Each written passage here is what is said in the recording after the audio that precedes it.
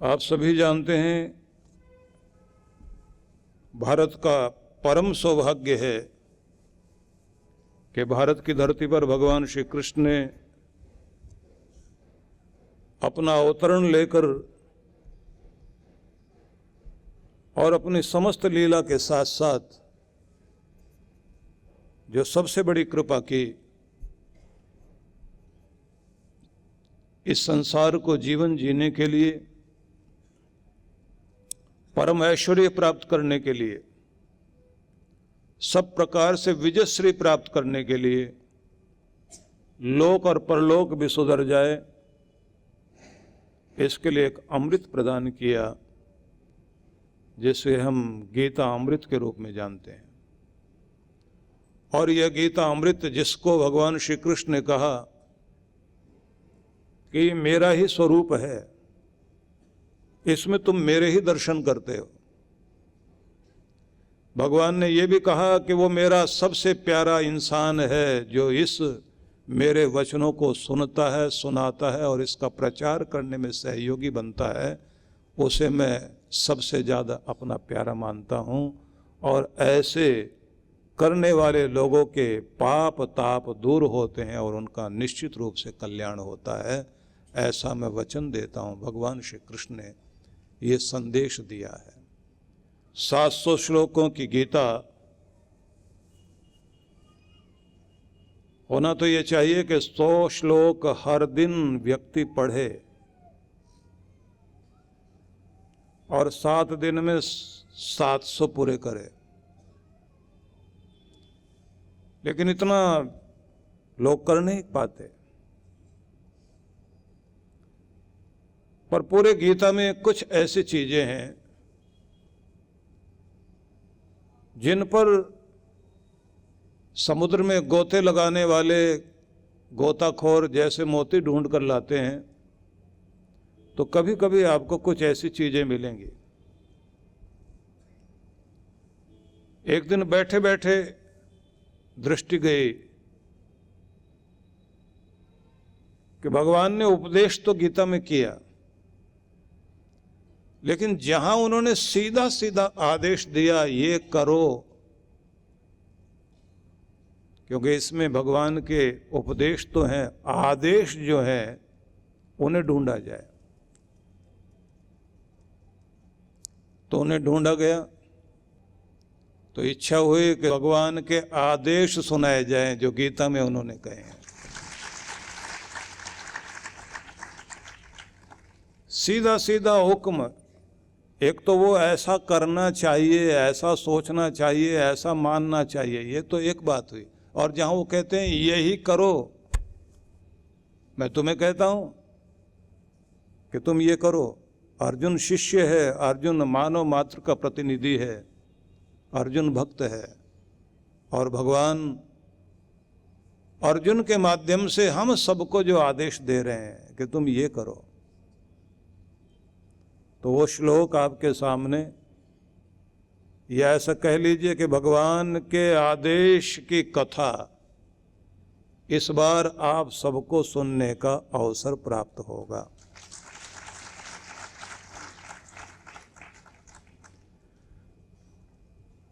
दूसरे रूप में हम कहें कि अर्जुन फौजी है और कमांडर भगवान श्री कृष्ण है, और जब कमांडर आदेश देता है तो फौजी तो तुरंत करने के लिए तैयार हो जाता है। एक अंग्रेज ने, मनोवैज्ञानिक था, उसने एक प्रयोग किया। एक फौजी फौज में प्रशिक्षण लेने के बाद जब छुट्टी पर आया तो मार्केट से चला जा रहा था घर का सामान लेकर। अब सामान भी क्या, एक बर्तन ऐसा था जिसमें वो तेल लेकर जा रहा था।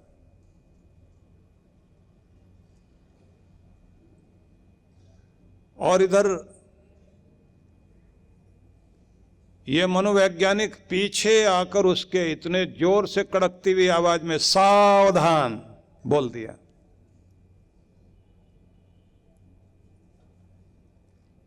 मिलिट्री की भाषा में जो ऑर्डर दिए जाते हैं। तो जैसे ही सावधान कहा, वो भूल गया कि मैं इस समय छुट्टी पे हूं, भूल गया मार्केट में हूं, तेल लेकर घर जा रहा हूं। सावधान कहते ही वो सावधान की मुद्रा में आ गया, तेल सारा नीचे।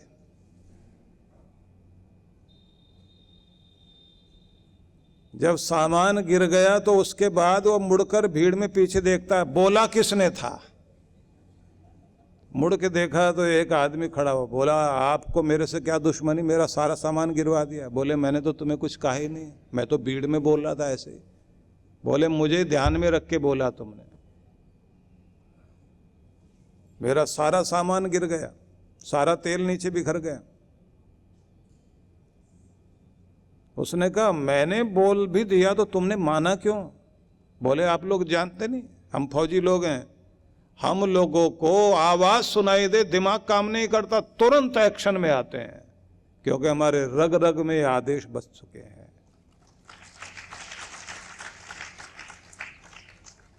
तो अर्जुन ऐसा ही है, जिसको आदेश दिया जाए तो पालन करने के लिए, क्योंकि उसने आखिर में बोल ही दिया, करिष्ये वचनम तव, मेरे कृष्ण अब मैं तुम्हारे आदेश को पालन करने की स्थिति में आ गया हूं, बस अब तो आप ऑर्डर करते जाओ। मशीन बन जाता है व्यक्ति। और ध्यान रखने, जब तक शिष्य गुरु के आदेश का इसी तरह से पालन करने वाला नहीं बनता, तब तक वो अर्जुन नहीं बना करता, तब तक उसका कल्याण होता ही नहीं। जब वो अपना बीच में अगर मगर किंतु परंतु लगाने लगता है ना, तो वहीं कहते हैं द्वंद्व है बीच में, या संशय है। अगर मगर का मतलब ही है बीच में है आदमी, ना इधर है ना उधर है। जब आदेश का पालन करने लगता है तब तो हुक्म हुआ, आदेश मिला, ऑर्डर मिला, और व्यक्ति उसे हुक्म की तामील, हुक्म को, आदेश का पालन करने के लिए, अनुपालन करने के लिए तत्पर हो जाता। तत्पर ही नहीं, पूरे एक्शन में सक्रिय। तत्पर होने में भी ये कहा जाएगा कि अभी तैयार हो रहा है, वो तो तुरंत लग जाता है, जैसे मशीन का बटन दबाया और वो शुरू हो गई। तो बस मैं आपको वही सुनाना चाह रहा हूं कि भगवान आदेश दे रहे हैं, अब आपको वैसा अर्जुन बनना है कि हाँ, पालन करना है। और पालन करना है तो इसका मतलब है कि पूरी तरह से जिंदगी में जोड़ देना। भगवान ने अलग अलग संदेशों में कहीं थ्योरी दी, जिसका अभ्यास करते हुए, प्रैक्टिकल करते हुए आपने उसकी अनुभूति करनी है। उसमें ज्ञान योग भी है, भक्ति योग भी है, उसमें संन्यास योग भी है, कर्म योग भी है। लेकिन जहां सीधे सीधे आदेश दिया गया कि नहीं, ये करना है तुम्हें, अब मैं वही सुनाने लगा हूं, क्योंकि यह भगवान श्री कृष्ण के आदेश की कथा है। अब तक आप लोगों ने उपदेश कथा सुनी है, और ध्यान रख लेना, उपदेश में बिल्कुल ऐसे जैसे बोर्ड पर नियम लिखे हुए होते हैं, ऐसा करना चाहिए। अब आपको चुनना है कौन सा करना चाहिए, कौन सा नहीं, मर्जी आपकी। लेकिन जहां आदेश हो वहां ये तो पालन करना ही है। इसलिए जितनी कथाएं आपने अब तक सुनी हैं, उपदेश कथाएं सुनी हैं, आदेश कथा जब सुनोगे तो बहुत सावधान हो जाना, क्योंकि अब कल्याण होने का, अपने पाप ताप दूर करने का पूरा अवसर है, जिंदगी को नया बनाने का पूरा अवसर है। इसलिए ये जो थोड़े से दिन हैं, इन थोड़े से दिनों में मैं पूरी कोशिश करूंगा कि भगवान के सारे आदेश सुना सकूं तो बहुत अच्छी बात है, लेकिन ज़्यादा से ज़्यादा कोशिश करूंगा जितने से आपका पूर्ण कल्याण हो सके वो आदेश मैं आपको सुनाऊं। तो भगवान का प्रथम आदेश क्लैब्यम मा स्म गमः पार्थ नई तत्व ए उपपद्यते क्षुद्रम हृदय दौर्बल्यम त्यक्त्वा उत्तिष्ठ परंतपः। दूसरे अध्याय का 3रा श्लोक। क्योंकि आप लिखने बैठे हैं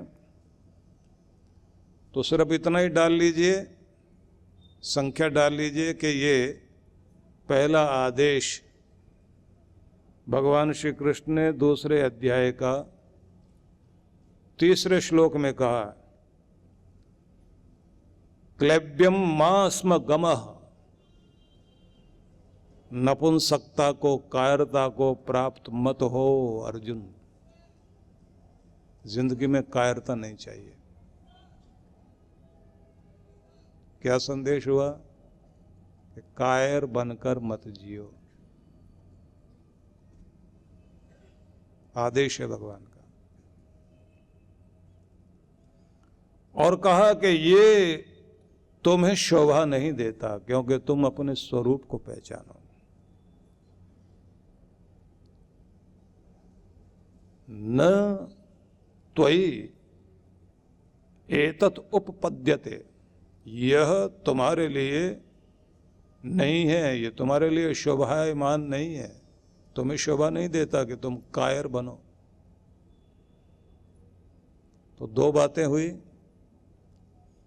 कायर नहीं बनना, डरपोक नहीं बनना, भगोड़ा नहीं बनना, जिंदगी का सामना करें, समस्याओं का सामना करें। एक दूसरी बात क्या, तुम्हें शोभा नहीं देता, क्यों?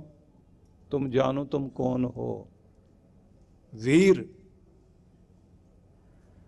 और जो व्यक्ति जिसने बड़े बड़े ऐसे बड़े युद्ध लड़े हों, बड़े बड़ी समस्याओं का समाधान किया हो, साहसिक कार्य किए हों जिसने, और अगर वही कायर होकर कायरों की भाषा बोले, शोभा नहीं देता। तो 2 बातें हुई, कायर नहीं बनिए, दूसरा ये तुम्हें शोभा नहीं देता। तीसरी बात, क्षुद्रम हृदय दौर्बल्यम त्यक्त्वा, दिल की बहुत क्षुद्र कमजोरी को छोड़कर अपने कायरता वाले रूप से ऊपर उठो। मतलब क्या हुआ, भावनाओं में बहकर अपने स्वरूप को भुला बैठे हो तो इसे छोड़ो। तो कितनी बार जिंदगी में ये आता है कि हम इतने भावनात्मक, जज्बाती, इमोशनल, ऐसे सेंटी होकर बैठ जाते हैं, नहीं अब इस घर में मेरे लिए कोई जगह नहीं रही, अब इस रिश्ते का कोई मतलब नहीं रह गया।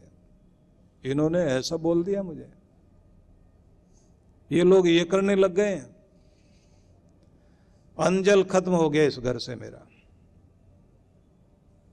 अब यहां नहीं रहना, जहां नहीं चैना वहां नहीं रहना, पता नहीं क्या क्या बोलते हैं। तो आ गया ना मन में कोई भी ऐसी कमजोरी जो आपको बांध ले, वो हृदय की दुर्बलता है। कहते हैं हृदय की दुर्बलता को छोड़ो और ऊपर उठो। और चौथी बात, उत्तिष्ठ परंतपः। अब यहां 2 बातें हैं कि जो शत्रुओं को संतप्त कर दे, ऐसा अर्जुन, उसे कहा गया है कि तू उठ के खड़ा हो। तो ये 4 शब्द हो गए, भगवान के 4 आदेश हुए। एक श्लोक में 4 आदेश। पहला क्या, आपको हर दिन याद रखना है क्लैब्यम मा स्म गमः, तुम्हें कायर नहीं बनना है, कायर मत बनो। सीधे आदेश की भाषा, ऑर्डर है। चेक करते रहो, कायर तो नहीं बन गए हो, भगोड़े तो नहीं बन गए हो। भागना नहीं है, जिंदगी में जागना है। समस्याओं से मुंह मोड़कर भागने की जरूरत नहीं है। जब आपको दर्द बहुत परेशान करता है ना, तो आखिर में आप कहते हैं कुछ भी करना पड़े, अब तो सामना करना पड़ेगा। मतलब चाहे इंजेक्शन लगे, चाहे ऑपरेशन कराना पड़े, चाहे कुछ और पीड़ा भोगनी पड़े, लेकिन इसका इलाज करेंगे। उस समय आप तैयार होते हैं। उस तैयार होने का मतलब होता है कि जैसे ही आप बहादुर बने, अब समस्या का अंत है। और जब तक आप डरे रहे, तब तक समस्या सिर पर हावी है। जब भी आप किसी भी चीज से डर कर बैठे हैं, आपका दुख आपके सिर पर है। और जैसे ही आप साहसी बने, सामना करने के लिए तैयार हुए, उसी समय आपका दुख दूर होता है। कृष्ण भगवान समझाना चाहते हैं, अगर अपने दुख से मुक्ति पाना चाहते हो, तो दुख से मुक्ति बहादुरी से मिलेगी, कायरता से नहीं मिलेगी। कायरता छोड़ो, जो होगा देखा जाएगा, सामना करेंगे। डर कर भागते रहिए। जो डर कर भागता है वो चैन से नहीं सो पाता, ये ध्यान रखना।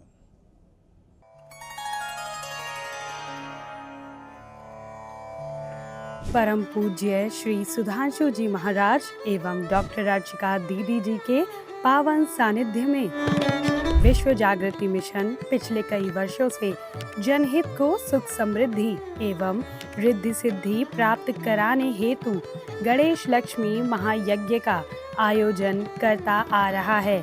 इसी क्रम में इस वर्ष भी आनंदधाम आश्रम के पवित्र प्रांगण में 16 से 19 अक्टूबर 2024 तक 108 कुंडीय गणेश लक्ष्मी महायज्ञ आयोजित किया जा रहा है, जिसमें गणेश लक्ष्मी के महाजाप के साथ साथ मंत्राहुति विशेष रूप से होगी। साथ ही 17 अक्टूबर को वरदान सिद्धि साधना में सम्मिलित होकर देव गुरु कृपा प्राप्त करें। कार्यक्रम की रूपरेखा दिनांक 16 से 19 अक्टूबर 2024 प्रातः 8 बजे। विशेष कार्यक्रम 17 अक्टूबर वरदान सिद्धि साधना एवं शरद पूर्णिमा पर गुरु दर्शन। आयोजक विश्व जागृति मिशन। आप सपरिवार इस कार्यक्रम में सादर आमंत्रित हैं। आप घर बैठे भी यज्ञ में भाग ले सकते हैं। यज्ञ में यजमान बनने के लिए संपर्क करें। परम पूज्य सद्गुरुदेव श्री सुधांशु जी महाराज एवं डॉक्टर अर्चिका दीदी जी के पावन सानिध्य में दिव्य भक्ति सत्संग। कार्यक्रम की रूपरेखा दिनांक 24 से 27 अक्टूबर 2024 सायं 5 से 7 बजे। 26 से 27 अक्टूबर वरदान सिद्धि साधना प्रातः 8 बजे। 27 अक्टूबर गुरु मंत्र दीक्षा प्रातः 11 बजे। सत्संग स्थल करमवीर गार्डन सेक्टर 11D मिलन वाटिका के पीछे फरीदाबाद। आयोजक विश्व जागृति मिशन फरीदाबाद मंडल। संपर्क सूत्र। आप सभी इस कार्यक्रम में सादर आमंत्रित हैं। परम पूज्य श्री सुधांशु जी महाराज एवं ध्यान गुरु डॉक्टर अर्चिका दीदी के सानिध्य में विश्व जागृति मिशन द्वारा 26 से 30 नवंबर 2024 तक श्री कृष्ण ध्यान योग का आयोजन किया जा रहा है। विश्व जागृति मिशन पिछले कई वर्षों से अलग अलग स्थानों पर ध्यान साधना शिविर आयोजित करता रहा है, जिनमें अयोध्या, मनाली, ऋषिकेश जैसे पवित्र स्थानों पर विशेष तौर पर ध्यान के शिविर लगाए जाते हैं। इन शिविरों के माध्यम से अब तक हजारों साधकों ने महाराज श्री से साधना के द्वारा अपने मन को एकाग्र कर अपनी इंद्रियों पर नियंत्रण करना सीखा। ये पहली बार है जब महाराज श्री भगवान श्री कृष्ण की नगरी में ध्यान साधना आयोजित करवाने जा रहे हैं। इस कार्यक्रम में द्वारका तीर्थ दर्शन के साथ साथ गोमती स्नान, समुद्री सैर, जप तप और ध्यान करने का भक्तों को सुनहरा अवसर प्राप्त हो रहा है। द्वारका तीर्थ में साधकों के सुखद आवास के लिए सर्व सुविधा युक्त वातानुकूलित कमरे, होटल और धर्मशालाएं आरक्षित करवाई जा रही हैं। ध्यान साधना शिविर में भाग लेने वाले साधकों के लिए स्थान सीमित हैं। जल्द ही अपना स्थान सुनिश्चित करें और अधिक जानकारी के लिए संपर्क करें।